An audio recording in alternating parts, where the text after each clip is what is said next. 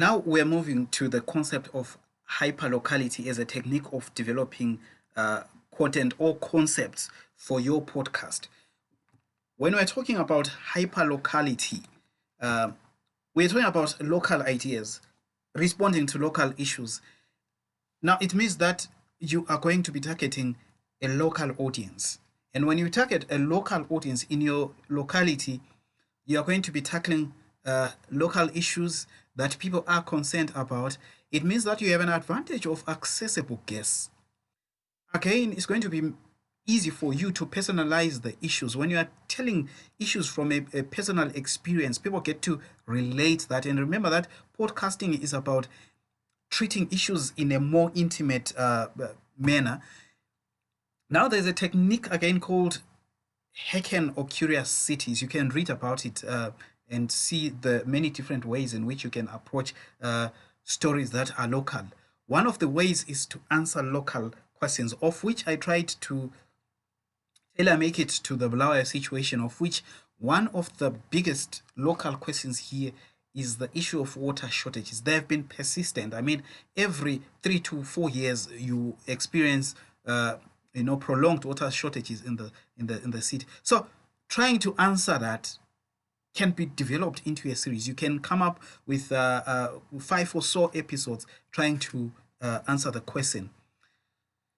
Now, I tried to give something much more practical with this example, which I titled The Dry City. I mean, you can come up with something that's more creative than that, obviously. Of which the first episode, I said the 5 dams. These are the current dams, these are the current 5 dams that are servicing the city. When were they constructed? Perhaps you'll be taken to the late 70s, that the last dam was constructed in the late 70s. So what's the capacity of those 5 dams?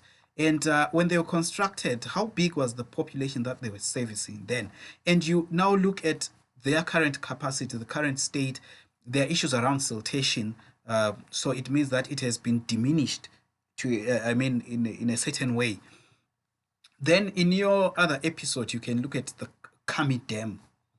What polluted that dam? Is it easy to reclaim the water? Is it something that can be considered?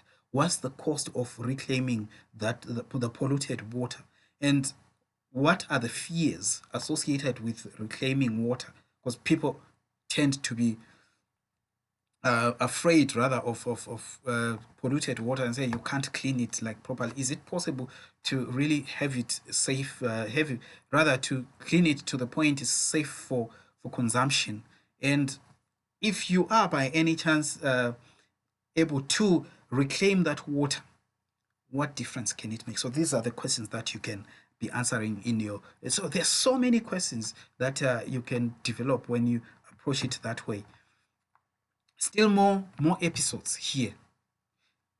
You can then look at the city and its people, the people who need the water. You look at the population growth. Since the last time rather the last dam was constructed.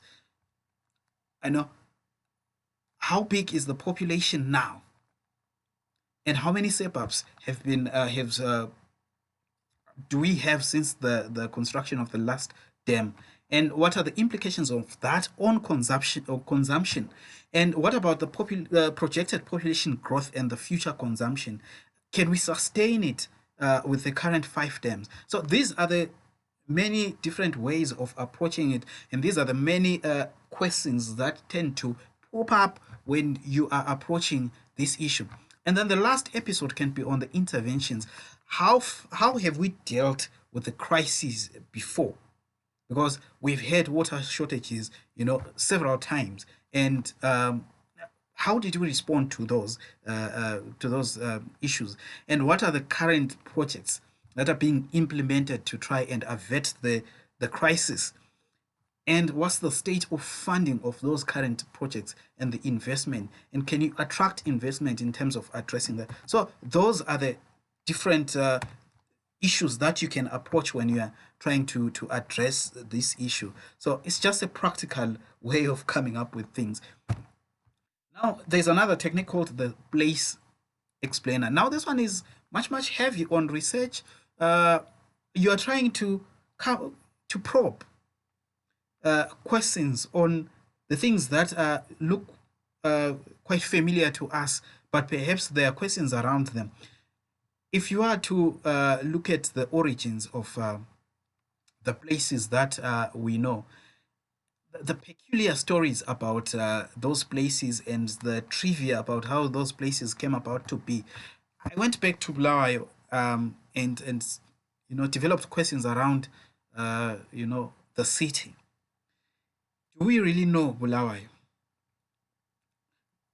One way can be to focus on the suburbs and the buildings in the city.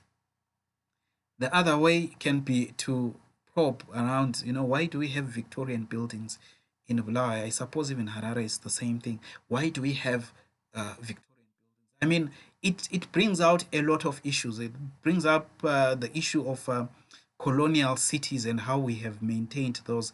And what are the stories behind suburbs names? Njube,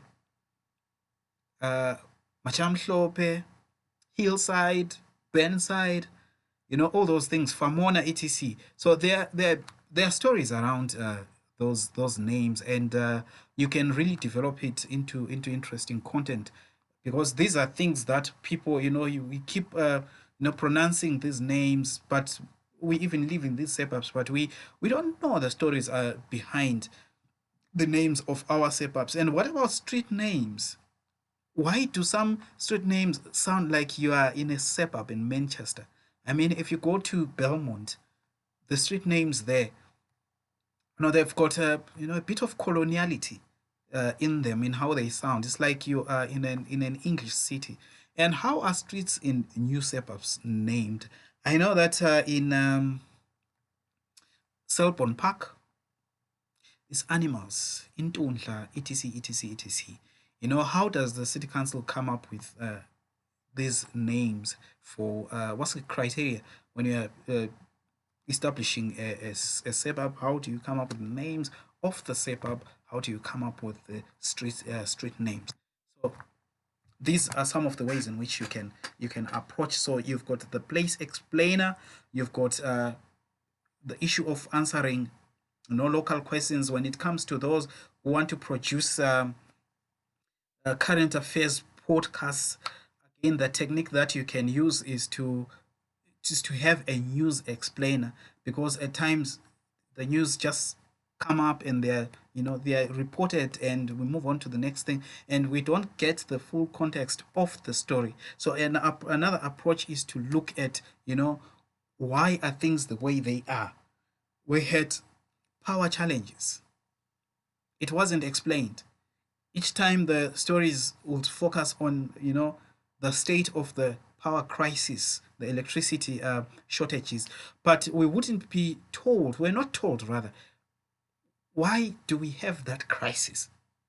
So there's so much behind that story. If you want to produce a podcast that focus on current affairs, there's so much that you can research around and develop your content by explaining things, by giving context to the big stories, and people would be interested in knowing way much more than the headlines.